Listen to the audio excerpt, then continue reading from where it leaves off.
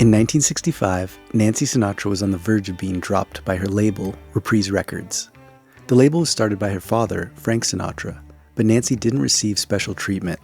The deal was she could stay on the label as long as the records paid for themselves, meaning she needed some chart success.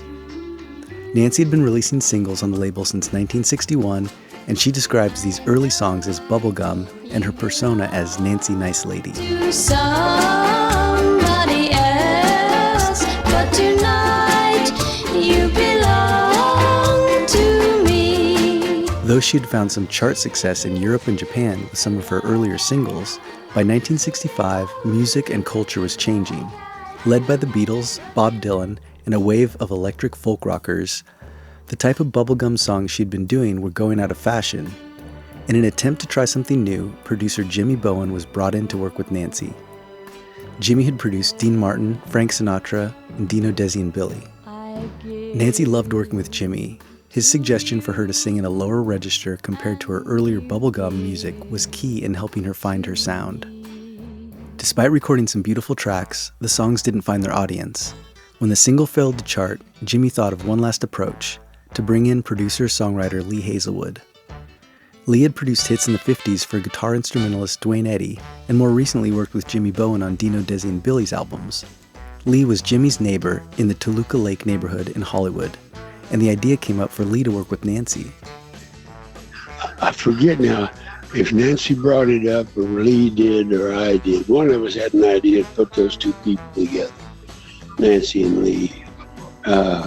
And I know that Lee's the one who wanted it to happen because he wrote the song, and he's the producer.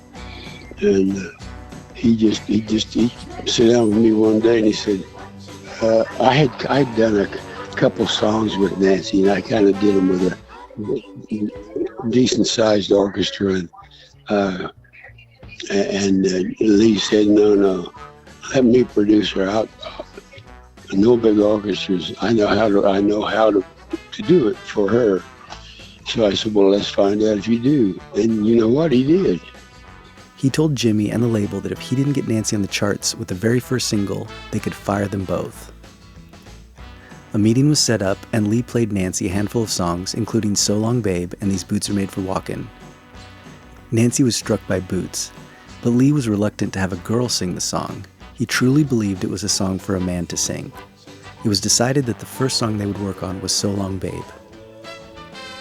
On August 14, 1965, Nancy, along with producer Lee Hazlewood, arranger Billy Strange, engineer Eddie Brackett, and a group of Los Angeles session musicians assembled at United Recorders to cut their first tracks together. The crew worked from 8 p.m. to 11 p.m., recording So Long Babe and If He'd Love Me. The two tracks would make up Nancy's next single. So Long Babe was written by Lee Hazlewood, and it turned out to be the perfect song to reset Nancy's image. With the song's sassy attitude and folk rock style, combined with Nancy's new blonde look and fashion revamp, a star was born. The song cracked the top 100, making it to number 86 on the charts. It was Nancy's first time on the Billboard Hot 100. Lee Hazlewood had kept his word by getting Nancy on the charts.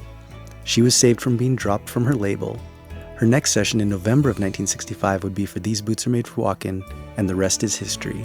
But without So Long Babe, there would be no Boots, no Summer Wine, no Some Velvet Morning, or any of the others, making it one of her most important songs. Looking back, it's very simple.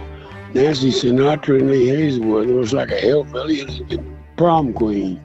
The hell, why would they work together? Why? Two different worlds totally. Turns out that it worked incredible, and that turned out to be a plus. I always liked Lee's songwriting too, because it was always so simple. It was so just right to the point. We were putting combos together all over the music business. Some of them worked, some of them didn't. That one worked. As a writer and a producer, he did his job. So long, babe, so long, babe.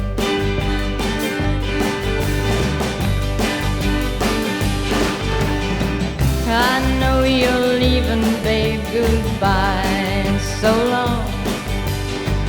Pick up the pieces and go back where you belong.